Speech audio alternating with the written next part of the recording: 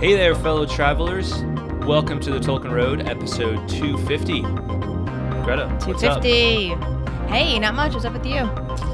Not a whole lot, but I'll tell you what there is some stuff up with, maybe, What? is Latron Prime. So that's what this episode is going to be all about. On this episode, we are going to examine and react to a recent spy report published by the OneRing.net. Oh, I like spy reports. Yeah. Ooh. So this is this just came out.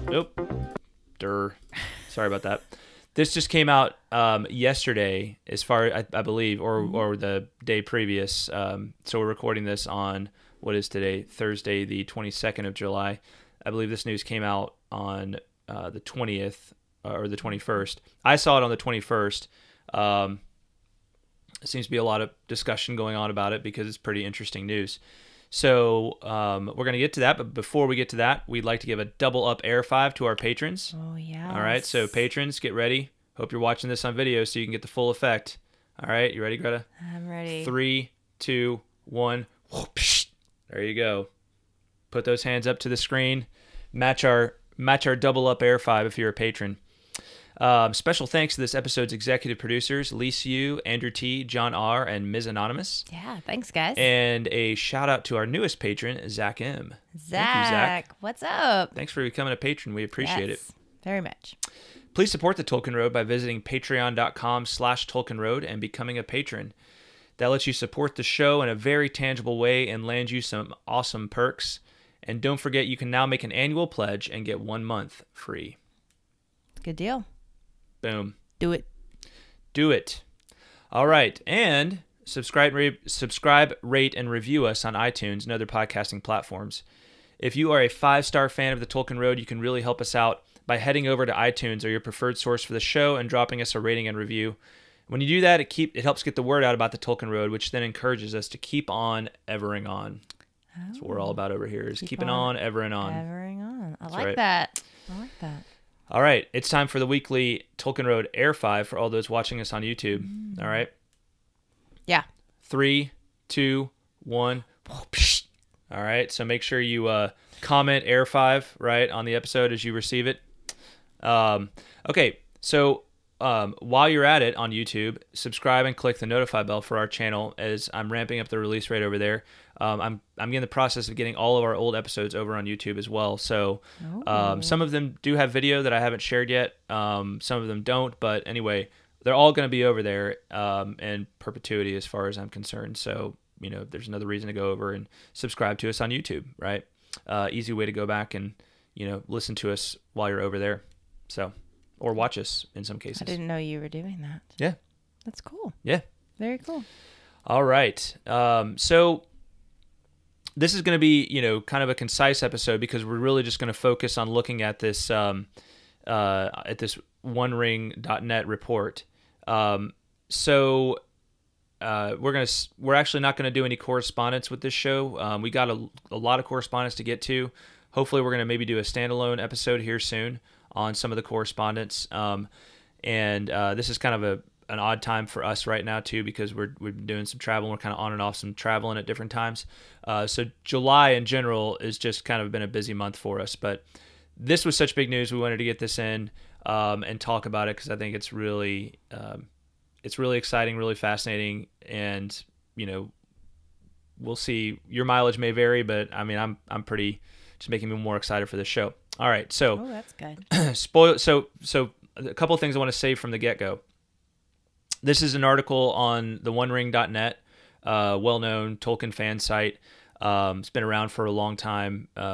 Certainly predates us. And so some of you all may remember several months back we had Clifford Broadway on the show as a guest, and he came on and talked about the news at that point that was that had to do with, like, is there going to be nudity, sexual content in Latron Prime? And we had a really great discussion with him. He is a longtime, Tolkien super fan, and kind of an outsider insider, if you will. Seems to have a way of keeping his finger on the pulse of what's going on in, like, these kind of big productions, Hollywood style productions. And so go back and watch our discussion with Clifford back then, and because I think he's the one who is the main kind of compiled this information. I know he's not the only one involved with the OneRing.net, but I think he's kind of who a lot of this information gets funneled through. So to have an idea of who this is coming from, you can go back and watch our discussion with him. Very, very knowledgeable guy. We really enjoyed our conversation with him. Yes. And we want to give a shout out to him, just say thanks for, your part in putting together this content here. And I'll make sure and link to it in the show notes. But you can just go over to the OneRing.net if you don't want to, if you're too lazy to go to the show notes. That's pretty lazy, I'm just saying. But just go to the OneRing.net, and it's probably pretty easy to find from their whatever website. Floats your boat. Yeah. Whatever floats your boat. So, and a couple other quick things. Spoiler alert. So if you don't want to know, this is your spoiler alert. From here on out, we're going to spoil everything for you. Not everything, but we're going to spoil what we know. So just 3, 2, 1, stop if you don't want to go further and don't want to get anything spoiled for you. So when you say spoil, I mean, none of this is like for sure, right? I mean, Well, this is still kind of conjecture. Well, I also want to put a rumor stamp on this because Okay. a lot of it, the OneRing.net seems pretty confident in a lot of these things. But none of it is official information, right? None of it is like you heard it from Amazon Studios Okay. or the production team, right? This is all coming through unofficial channels, right?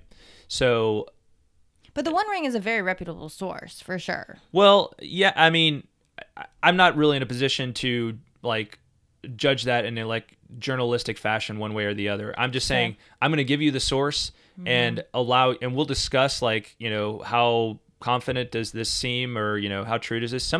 They seem very confident about a good bit of it, right? That we're going to get into, but we'll discuss that along the way, right? I just want to get out there, like, first of all, spoiler alert. So if you don't want to know any of it, just stop listening, right? You might get something spoiled, right, that you didn't want spoiled. That's all that's why I'm giving you the spoiler alert. So it's up to you to respond to that, right?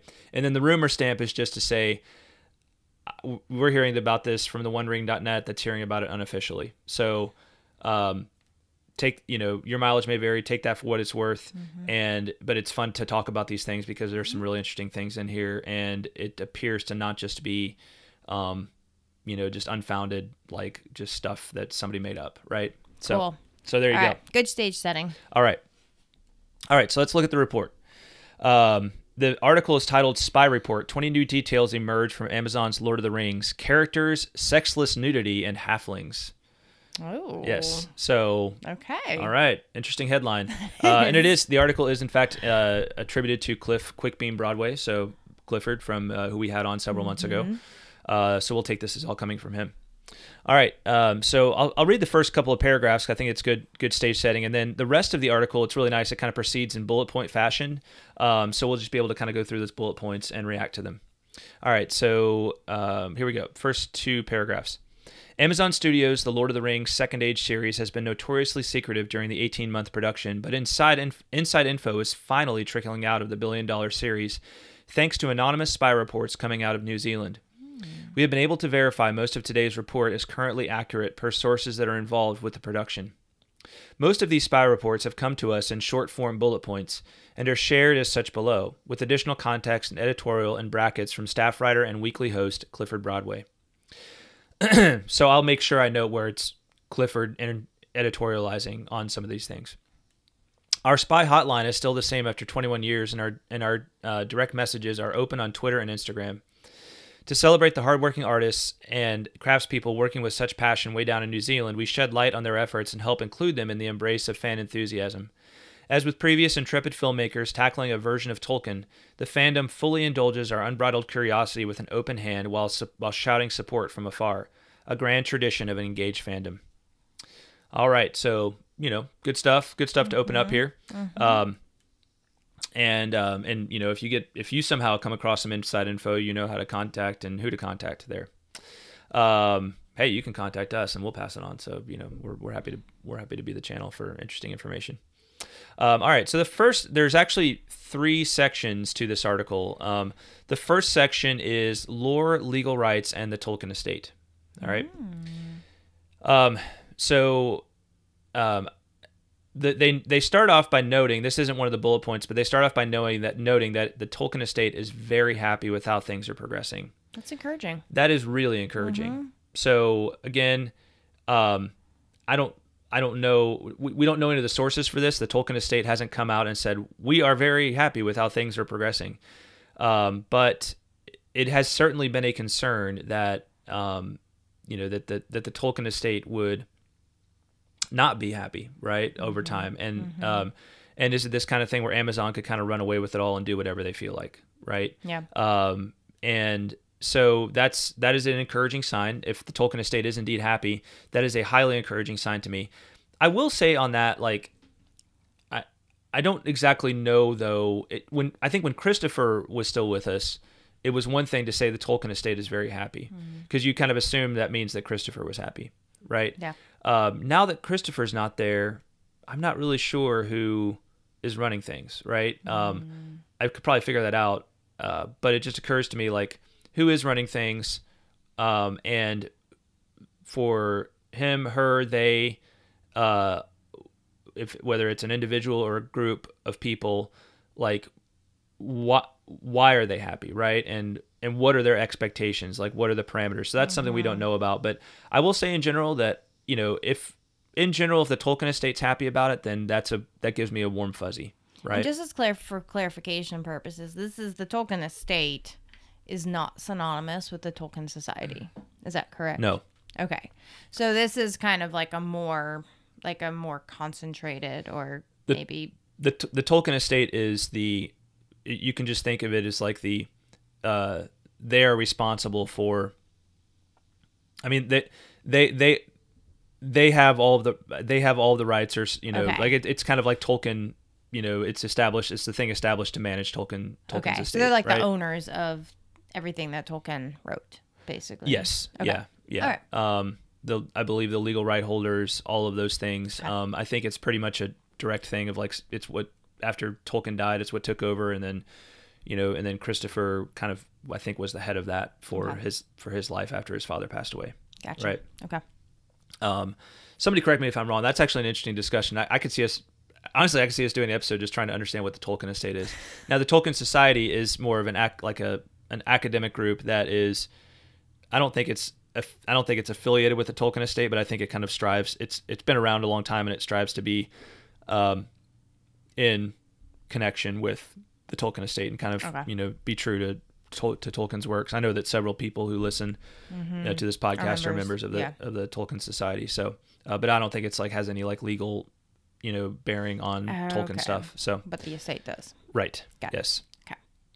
Okay. So it's also encouraging, because we should remember that the Tolkien Estate, it seems that they're involved, and with this at some level, maybe at a strategic level, just kind of overseeing things. And we should recall that they were never really happy with what Peter Jackson was doing, right? So this seems to be an encouraging thought, right? They were not happy. They were not really happy. Not that they were full on attack mode against it, but it was one of these things where Jackson and New Line had gotten the rights to doing Lord of the Rings and The Hobbit, not directly from the Tolkien Estate. It kind of been rights that had been passed along, and bought and sold and traded and all these kinds of things. And they eventually came to him and made their own thing. So Gotcha. Jackson wasn't as beholden to the Tolkien Estate as Amazon is, since they, got the rights to do what they're doing directly from the Tolkien Estate. Got it. All right. All right. So Amazon does have merchandising rights. So, do with that what you will. I'm sure there'll be lots of merchandising. 3 lore experts and Tolkien scholars were on set for a time during production. So this is interesting, because the last thing we had heard about the whole expert / scholar, sort of, who is speaking for staying true to Tolkien, right? Whose job, there needs to be somebody whose job that is, and something like this, right? And it doesn't say who these people are, but there are 3 of them. I don't know. Not knowing who they are, it's hard to say anything more about what that means. I mean, they could be bad lore experts for all I know, but anyway, hopefully they are by the book types of lore experts. We got to stay true to what the parameters and the boundaries that Tolkien set, right? So hopefully they are well versed, well steeped in all of Tolkien's works. Hopefully they had to pass some excruciating exam, of the minutia, chapter and verse of the history of Middle Earth closed book, and and get all this stuff right before they could be let in. That seems reasonable. Yeah, completely reasonable. Completely reasonable. Memorization of the history of Middle Earth is required. Yeah. Full recitation. Right. I don't, anything less from a Tolkien supposed Tolkien lore expert? No, not a lore expert in my book. Not a lore expert. I'm being a little facetious, but just a little, seriously. So yeah, they're apparently on set. So last thing we heard was that Tom Shippey was that guy, and that he had gotten fired, and that was a while ago. But apparently there's 3 others that are there, and it would be great to hear who these people are, and so we can all get our claws into them and be like, what have you been telling them? What are they doing? Right. Hopefully, I'm sure we'll find out at some point. So, yeah. All right, let's move on to the next section, which is production details. All right. Wait a minute. Did I miss? Oh, yeah, I missed one. I missed the top bullet point. The most important one. I did. I think. I was like, hold on. Yes. Yeah. This is awesome. All right. And this says confirmed for the first time ever. No, confirmed for the first time ever. Like confirmed is in all caps and ever is in all caps. Confirmed is not just in all caps, but it's got asterisks around it. Stars around it. So it's like confirmed like for the in first your time face confirmed. Ever. I think they should have said evar, right? EVAR, because that means like evar, like that's like an even bigger ever. Does it? Yeah. Oh, I didn't know that. Well, that's like internet lingo speak, Oh, see, I'm not up on that. Yeah, you are. Evar. Oh. Evar. Okay. Yeah. All right, here it is. So. Elements and passages from the Silmarillion and Unfinished Tales are licensed by Amazon Studios for this adaptation. All right, so that's what the spy report part of it is, right? So say again, elements and passages from the Silmarillion and Unfinished Tales are licensed by Amazon Studios for this adaptation. So that doesn't say that all of the Silmarillion and all of Unfinished Tales are licensed. That says that elements and passages are, right? So that's cool, because that means that that again, the Tolkien Estate is happy enough to license more things to them, and then let them create the show that really needs to be created, right? Because you kind of think it would be really hard to do a show about Numenor in the Second Age if you didn't have the rights to Akalabaith, and honestly, if you didn't have the rights to a lot of the stuff that's in Unfinished Tales, right? And does that mean that we could be like Aldarion and Arendis, right? Yeah, I was thinking about the Mariner's Wife. The Mariner's Wife could be worked into this somehow. There's obviously passages about the description of the island of Numenor and Unfinished Tales, about the kings of Numenor. So there's lots of things within the Unfinished Tales that should be licensed to make this a full representation of the Second Age. So that is highly encouraging. So that's really encouraging, yeah. So Clifford's editorial brackets on this say, we broadly speculate those are sections of the book relative to Numenor and Rings of Power, including full rights to stories licensed in the appendices of The Lord of the Rings, which already mention Numenor and much more. Actors had posted Instagram pics from Silm over the last 18 months. So there you go. Like pictures of the text of the Silmarillion? Of them reading Silm, things like that, yeah. Okay. Or maybe just like holding the book or something like that, right? Gotcha, okay. Because honestly, there's a good chance that a lot of these people had read Lord of the Rings before, but, most of them probably had not read the Silmarillion. Most of these actors had probably not read the Silmarillion, right? So, or Akalabaith, so they had to certainly at a minimum, it's like if you're going to be an actor on the show, you better have read Akalabaith. Oh, for sure. Yeah. And of the Rings of Power in the Third Age, right? Yeah, yeah. So... yeah, so that's great news. That's really, really fascinating news, right? And I think long term, in terms of the long term, I think what's really fascinating about that is that means that my speculation, which is that if this thing works out well, that Amazon is going to get the rights to do stories from the Silmarillion as well, right? Eventually, right?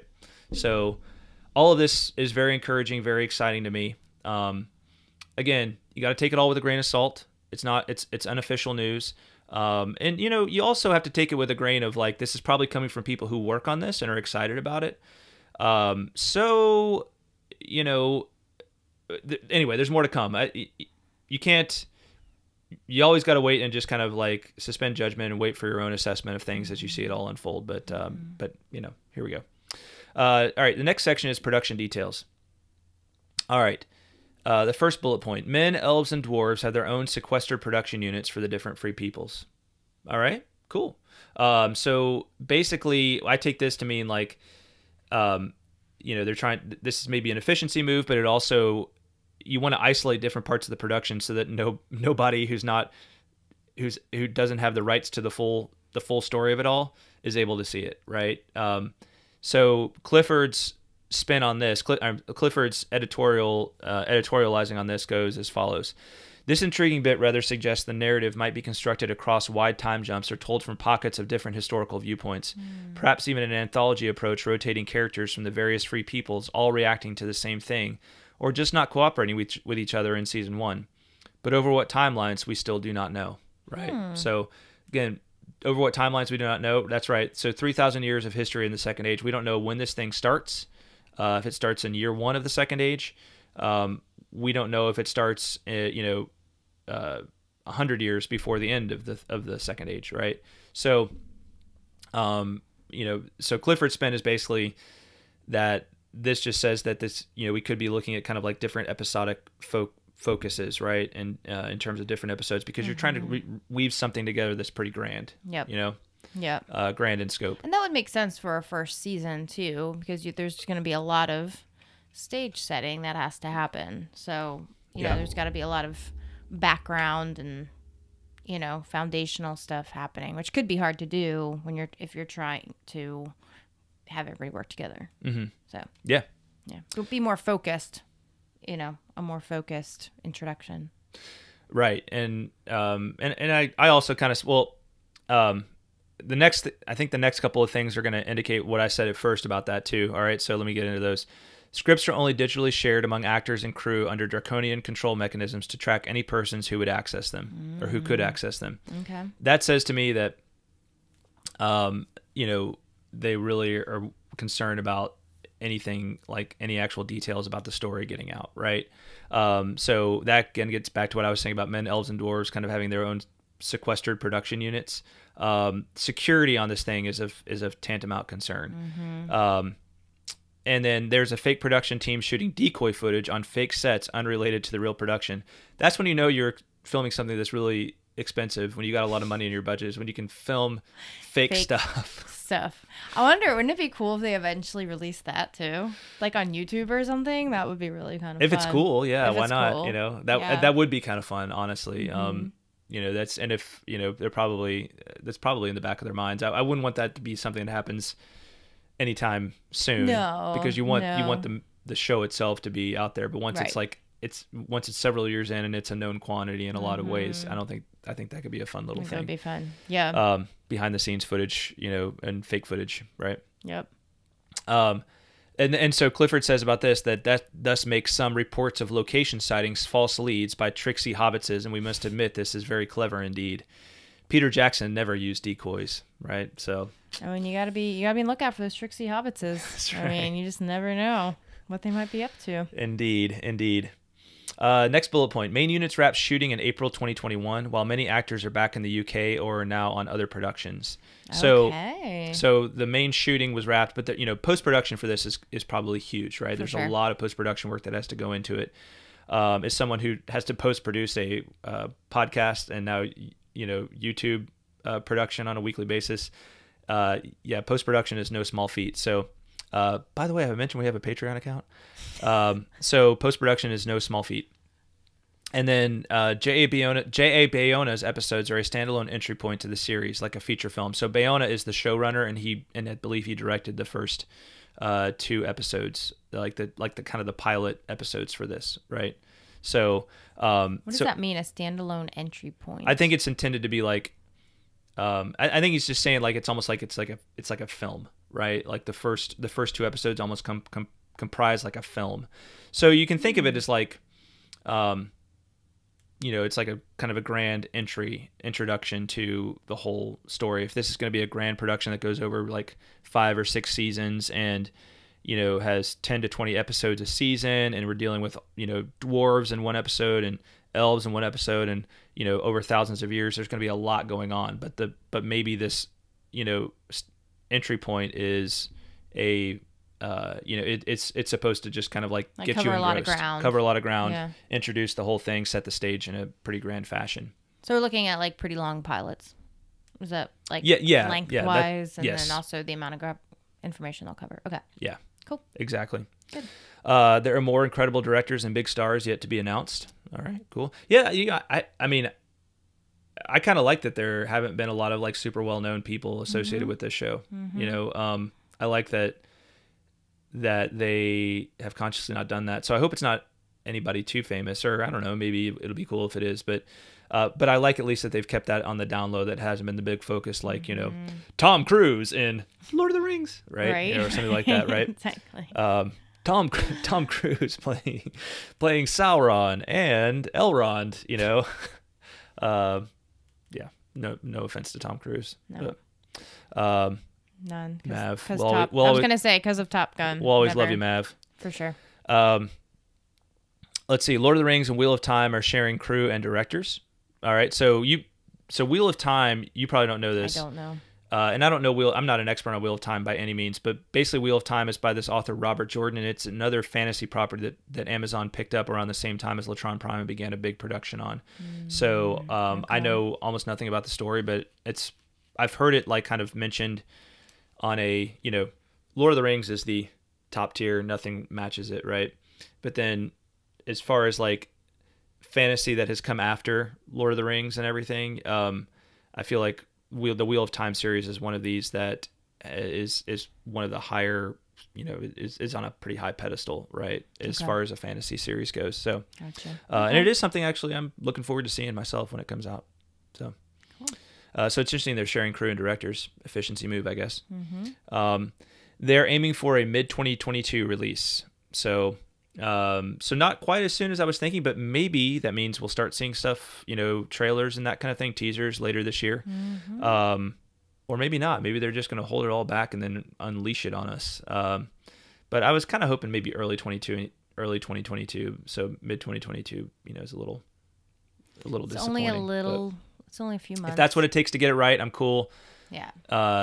It's been a long and winding road. So I just hope it's, you know, sometime next year at the very least. Yeah.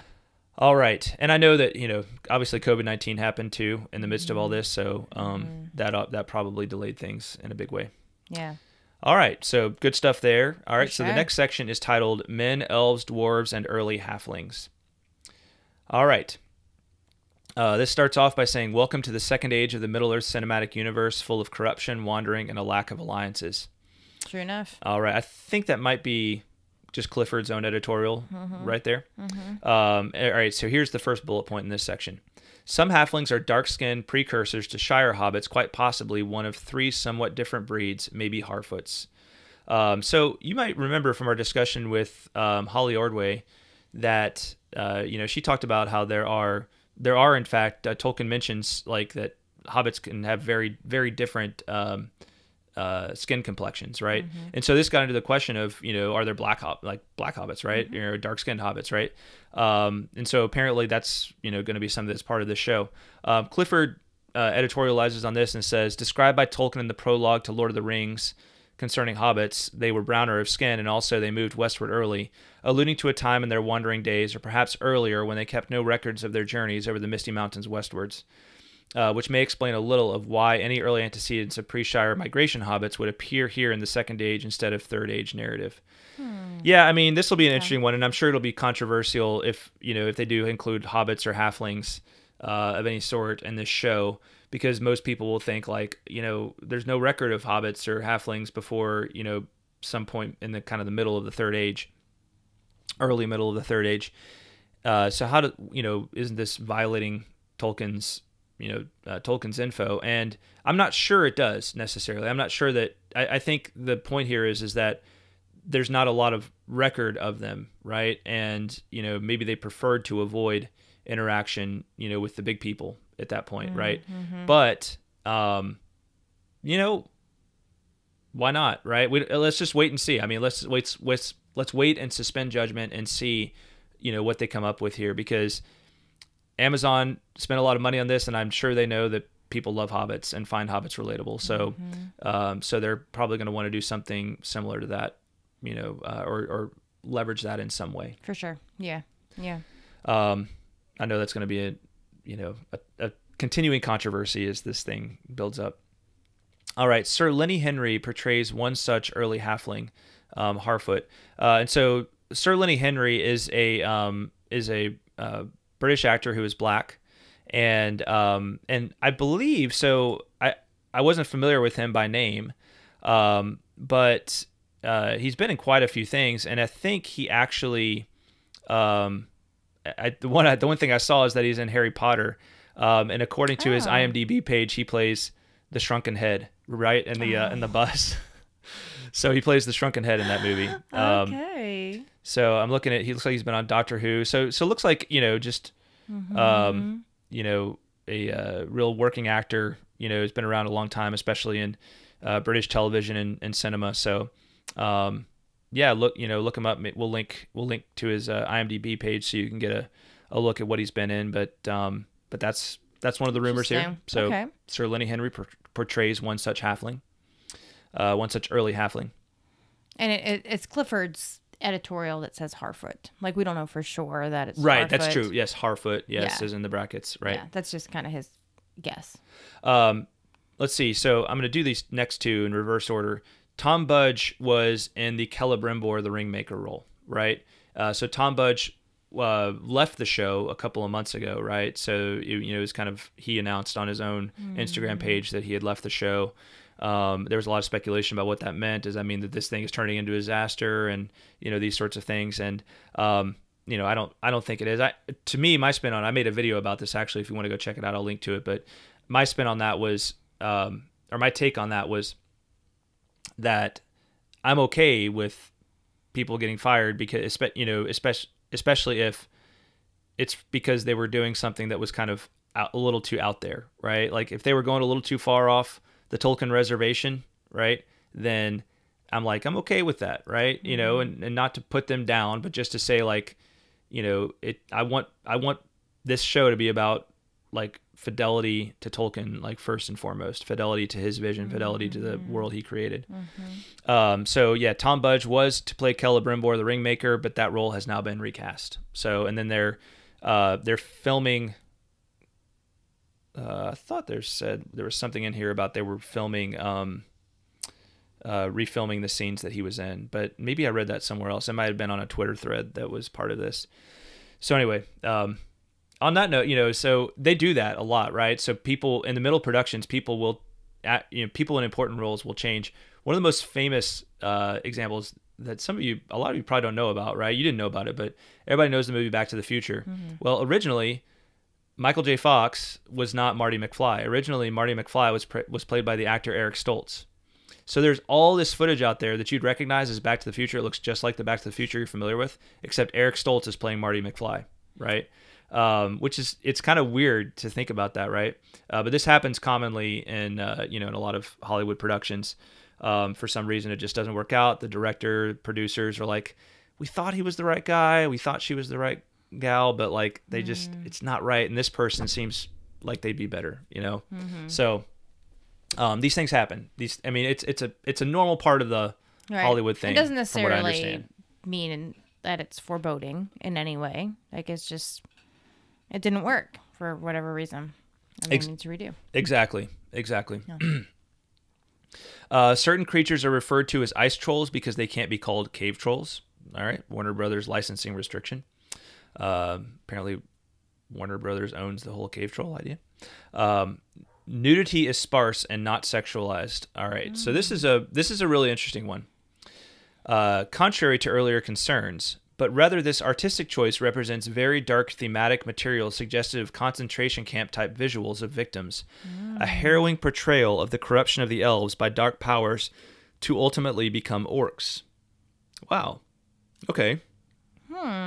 Well, I'm, again, this is unofficial, but in general, I'm okay with this idea, right? I hope it's not super graphic, but I mean, I kind of, I know this show is going to be a little darker, right? Because just the subject matter of Numenor and the Second Age is a little darker, right? But, my whole thing on nudity within this show is, I didn't want this to become some sexualized, overly sexualized, spin on Tolkien's world, because it's not that that stuff wouldn't have existed in, Middle Earth. It's just that that's not the story Tolkien was telling, right? In general, right? And that's not how he chose to tell his stories either. So, but there are a lot of like really horrifying elements, right? And violence is very much a part of that world. And so, I'm in theory okay with this, right? I'd prefer that I can still feel okay watching it with, my still fairly young kids.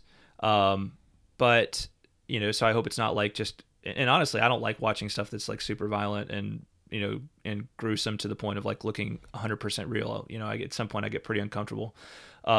So, I hope they don't go too far in this, but I think using that as a storytelling to just express like what happened to the elves when some of them were corrupted to become orcs is really fascinating. And I think that could work really well.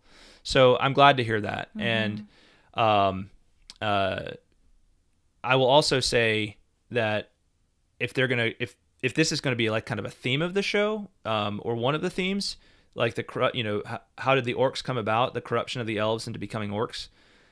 I find that really interesting, because that could also mean that the theme is a redemption of an orc possible, right? Once an elf is transformed into an orc, can they be brought back? Not necessarily into becoming an elf again, but like, are they just sold out to evil? Like, what is the nature of an orc? And I think if this is going to be a long running show and orcs are going to be a big part of it, then, the bad guys, this has got to come up, right? This has got to come up. Like, what, are orcs, just like, are they just past the point of all hope, past the point of all redemption, right? If they used to be elves. Right. Yeah. There was a book I read years ago, part of this thread by an author named Jeffrey Overstreet. It's a story series called Aurelius Thread. And the second book in that series is called, I think it's either Sindir's Midnight or Kendir's Midnight. I'm not sure if the C is soft or hard. But in that, there are these characters called, I think like they're called like the Beastmen or something like that. And that book, I mean, it's so good. One of these days I'm going to go back and read it. But I just remember that book. It dealt with these characters it's basically like in his world, his version of orcs in his world. And this story was about like, like finding the humanity, if you will, in this beast man, right? And it was so good. I was just like, wow, this is an incredibly like fascinating concept. So I got to be honest, I would love it if that was part of the show, right? Like, how do we deal with, characters who seem so far gone? And honestly, I think it's there kind of implicitly because of the question of Gollum, right? For sure. Gollum seems, Gollum is kind of like, if you will, an orcish hobbit, right? Yeah, that's fair. And, we develop a sympathy for him over the course of the show. Yes. So, how interesting that this show could possibly make orcs sympathetic. Yeah. That's kind of crazy. It really is. It really is. So I'm there for it. Yeah. I'm there for it if they choose to go down that road. For sure. I think if they open up this question of like how the orcs became elves, or how the elves became orcs, they're going to have to deal with that, right? They're going to have to deal with like, are orcs just too broken to ever have any hope of redemption or of, coming back to something good, right? Yes. And this would be, I mean, there's nothing that I can remember, at least that we've talked about or that I've read in Tolkien's works to suggest this. Is there? I don't know. I'm just wondering how much of a limb would they be going out on, by possibly exploring that. We will just have to see. I mean, it's to my knowledge, there isn't anything that deals with it in depth, but there are parts of the history of Middle Earth that we did about orcs that we didn't get to take a good look at. And of course, there's also the nature of Middle Earth coming out soon, which may or may not have some information about these sorts of issues. You're absolutely right. Yeah. Yeah. From I think we're gonna find there's a lot of really interesting topics covered in that. So, yeah. So anyway, we'll see. Yeah, cool. We shall see. All right. Elves will have shorter hairstyles. And Clifford says, cue the Twitter threads, both pro and con, and the voting polls, and endless constellations of lovely fan art. So please bring it, fans. I'm here for it. So short-haired elves. Okay. All right. So like no like Legolas's long flowing long golden luscious locks. Apparently the days of the long luscious Legolas locks are gone. Well, I'm open. Or maybe not. Maybe they'll be different hairstyles for different elves. Which how dare they not have, not all have short or long hair. How dare they not conform? Yes. Yes. All right. And then lastly, Sauron Anatar will not be revealed in season 1. So Anatar being the Lord of Gifts name for Sauron. So we're not gonna know who he is. At least we're not gonna know who he is in season 1. Okay. And Clifford says, going with the oldest axiom of show business, always leave them wanting more. Yeah. All right. Sure. So, Greta. Yeah. Lots of big stuff here, huh? Yeah. No, that was really interesting. Yeah, I'm getting more and more excited. Yeah. For sure. Well, as Kip would say, I guess you could say things are getting pretty serious. Yeah. I would say so. Mm-hmm. Yeah. Yeah. This is great. Hopefully it's the first of many spy reports. Yes. And hopefully they'll become more and more confirmed. Yes. As we get closer to the release. But... Well, I guess we're potentially, about a year away from seeing this show or less, potentially less. So it's it is very exciting. I am just, if all of this stuff proves true, I'm it's all continuing to be an upward trajectory for me in terms of my anticipation of this show. So it sounds like Amazon is really doing their best to make this what it needs to be, and to make this maybe something that could be truly great, which is, if you're going to make a TV show based on these things, it better be one of the greatest TV shows of all time. Especially if you're spending $1 billion on it. Well, especially if you're working with Tolkien's material, Well, and yes, and if you have an unlimited budget. The $1 billion is the shareholders' perspective for Amazon, right? It's the Jeff Bezos shareholders' perspective. It better be worthy of Tolkien is the Tolkien fan podcaster perspective on it, right? Right. You better make this amazing. Definitely. No, right? I agree. I'm just saying, if you have basically an unlimited budget, you have no excuse not to. Right. Not to be true. Yes, That's exactly. Especially if you got a bajillion dollars to work with here. I said, unlimited. Right. Yeah. There needs to be a word for bezillion, Bezos, Bezosilion, a million, billion, trillion, a Bezosilion. Yeah, it's like an unlimited fund. Oh man, yeah, but it's I think it's gonna be good. I'm looking forward to it. Based on this alone, I'm encouraged. I am encouraged as well. Yeah. I'm encouraged as well. Well, we'd love to hear from you guys. Let us know what you think of these different, different rumors, different reports. And where to send them. TolkienRoadPodcast@gmail.com, through the website, TolkienRoad.com, Facebook, Twitter, Instagram, wherever you can find us. We're always listening. So, yeah. All right. Well, like I said, next episode, we're going to try to get to some of the correspondence that's outspanning our kind of growing full mailbag of correspondence. A good thing. And absolutely. And, we'll have lots to talk about for that. Sounds fantastic. All right. All right. Well, thanks for watching, everybody. Yes, thanks, guys. Special, that's all for this episode. And thanks to our amazing patrons, especially the following: Liis U, Andrew T, John R, Ms. Anonymous, Kaitlyn of Tea with Tolkien, Shannon S, Brian O, Emilio P, Zeke F, James A, James L, Chris L, Chuck F, Asya V, Ish of the Hammer, Teresa C, David of Pints with Jack, Jonathan D, Eric S, Joey S, Eric B, Johanna T, Mike M, Robert H, Paul D, Julia, and Werty. Thanks, guys. Thank you all very much. And also, shout out to those celebrating their patron anniversary in July: Chris L, David of Pints with Jack, Joey S, Eric S, and Vite N. Thank you all. Thank you all so much. And thanks to everybody for listening. We'll talk at you next time. Bye, y'all. Bye-bye.